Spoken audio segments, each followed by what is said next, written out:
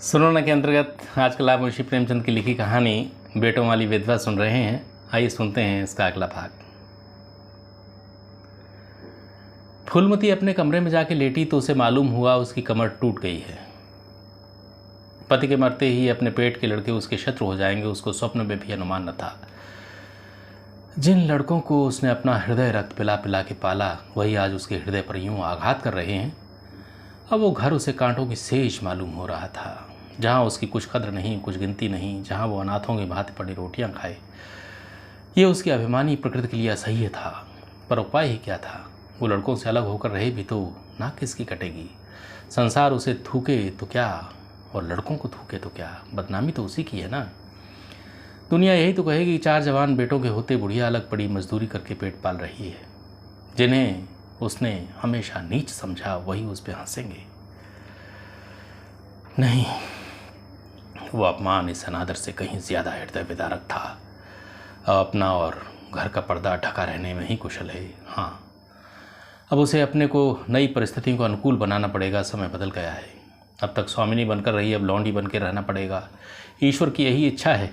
अपने बेटों की बातें और लातें गैरों की बातों और लातों की अपेक्षा फिर भी गनीमत हैं। वो बड़ी देर तक मुँह ढांपे अपनी दशा पर रोती रही। सारी रात इसी आत्मवेदना में कट गई। शरद का प्रभाव डरता डरता उषा की गोद से निकला, जैसे कोई कैदी छिप के जेल से भाग आया हो। फूलमती अपने नियम के विरुद्ध आज तड़के ही उठी। रात भर में उसका मानसिक परिवर्तन हो चुका था। सारा घर सो रहा था और वो आंगन में झाड़ू लगा रही थी। रात भर ओस में भीगी हुई उसकी पक्की ज़मीन उसके नंगे पैरों में कांटों की तरह चुभ रही थी। पंडित जी उसे कभी इतने सवेरे उठने न देते थे। शीत उसके लिए बहुत हानिकारक था, पर अब वो दिन नहीं रहे। प्रकृति उसको भी समय के साथ बदल देने का प्रयत्न कर रही थी। झाड़ू से फुर्सत पाके उसने आग जलाई और चावल दाल की कंकड़ियाँ चुनने लगी। कुछ देर में लड़के जागे, बहुएं उठी। सबने बुढ़िया को सर्दी से सिकुड़े हुए काम करते देखा, पर किसी ने ये न कहा कि अम्मा क्यों हलकान होती हो। शायद सबके सब बुढ़िया के इस मान मर्दन पे प्रसन्न थे। आज से फूलमती का यही नियम हो गया कि जी तोड़ के घर का काम करना और अंतरंग नीति से अलग रहना। उसके मुख पर जो एक आत्मगौरव झलकता रहता था, उसकी जगह अब गहरी वेदना छाई नजर आती थी। जहाँ बिजली जलती थी वहाँ अब तेल का दिया टिमटिमाता नजर आता था, जिसे बुझा देने के लिए हवा का एक हल्का सा झोंका काफ़ी है। मुरारी लाल को इनकारी पत्र लिखने की बात पक्की हो चुकी थी। दूसरे दिन पत्र लिख दिया गया था। दीनदयाल से कुमुद का विवाह निश्चित हो गया। दीनदयाल की उम्र 40 से कुछ अधिक थी। मर्यादा में भी कुछ हेठे थे, पर रोटी दाल से खुश थे। बिना किसी ठहराव के विवाह करने पर राजी हो गए। तिथि नियत हुई, बारात आई, विवाह हुआ और कुमुद विदा कर दी गई। फूलमती के दिल पे क्या गुजर रही थी इसे कौन जान सकता है, पर चारों भाई बहुत प्रसन्न थे, मानो को हृदय का कांटा निकल गया हो। ऊंचे कुल की कन्या मुंह कैसे खोलती। भाग्य में सुख भोगना लिखा होगा, सुख भोगेगी। दुख भोगना लिखा होगा, दुख झेलेगी। हर इच्छा बेकसों का अंतिम अवलंब है। घर वालों ने जिससे विवाह कर दिया उसमें 1000 ऐब हों तो भी वो उसका उपास्य, उसका स्वामी है। प्रतिरोध उसकी कल्पना से परे था। फूलमती ने किसी काम में दखल न दिया। कुमुद को क्या दिया गया, मेहमानों का कैसा सत्कार किया गया, किसके यहाँ से न्योते में क्या आया, किसी से क्या बात हुई, क्या नहीं हुई, उसे कोई सरोकार नहीं था। उसे कोई सलाह ली भी नहीं गई। उसने तो यही कहा, बेटा तुम लोग जो करते हो अच्छा ही करते हो, मुझसे क्या पूछते हो। जब कुमुद के लिए द्वार पे डोली आ गई और कुमुद माँ के गले लिपट के रोने लगी, तो वो बेटी को अपनी कोठरी में ले गई और कुछ 150 रुपये और 2-4 मामूली गहने उसके पास जो बच रहे थे बेटी के आंचल में डाल के बोली, बेटी मेरी तो मन में ही रह गई। नहीं तो क्या आज तुम्हारा विवाह इस तरह होता और तुम इस तरह विदा की जाती। आज तक फूलमती ने अपने गहनों की बात किसी से कही नहीं थी। लड़कों ने उसके साथ जो कपट व्यवहार किया था, इसे चाहे वो अब तक न समझी हो, लेकिन इतना ज़रूर जानती थी कि गहने फिर अब मिलने वाले नहीं हैं और मनोमालिन्य बढ़ने के सिवा कुछ हाथ भी न लगेगा। लेकिन इस अवसर पर उसने अपनी सफाई देने की ज़रूरत मालूम हुई। कुमुद ये भाव मन में लेके न जाए कहीं कि अम्मा ने अपने गहने बहुओं के लिए रख छोड़े।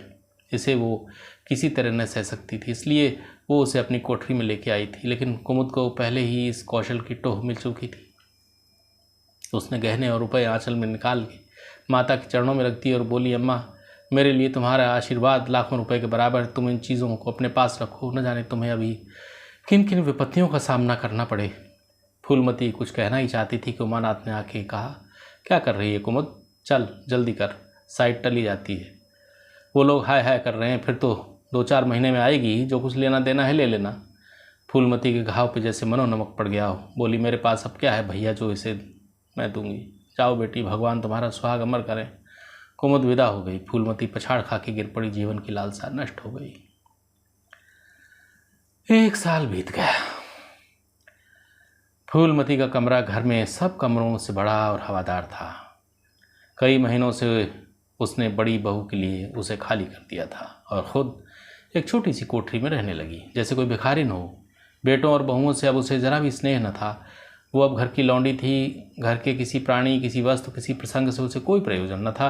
वो केवल इसलिए जीती थी कि मौत ना आती थी। सुख या दुख का अब उसे लेश मात्र भी ज्ञान न था। उमानाथ का औषधालय खुला, मित्रों की दावत हुई, नाच तमाशा हुआ। दयानाथ का प्रेस खुला, फिर जलसा हुआ। सीतानाथ को वजीफा मिला, विलायत गया, फिर उत्सव हुआ। कामनाथ के बड़े लड़के का यज्ञोपवीत संस्कार हुआ, फिर धूमधाम हुई। लेकिन फूलमती के मुख पर आनंद की छाया तक न आई। कामता प्रसाद टाइफाइड में महीने भर बीमार रहा और मर के उठा।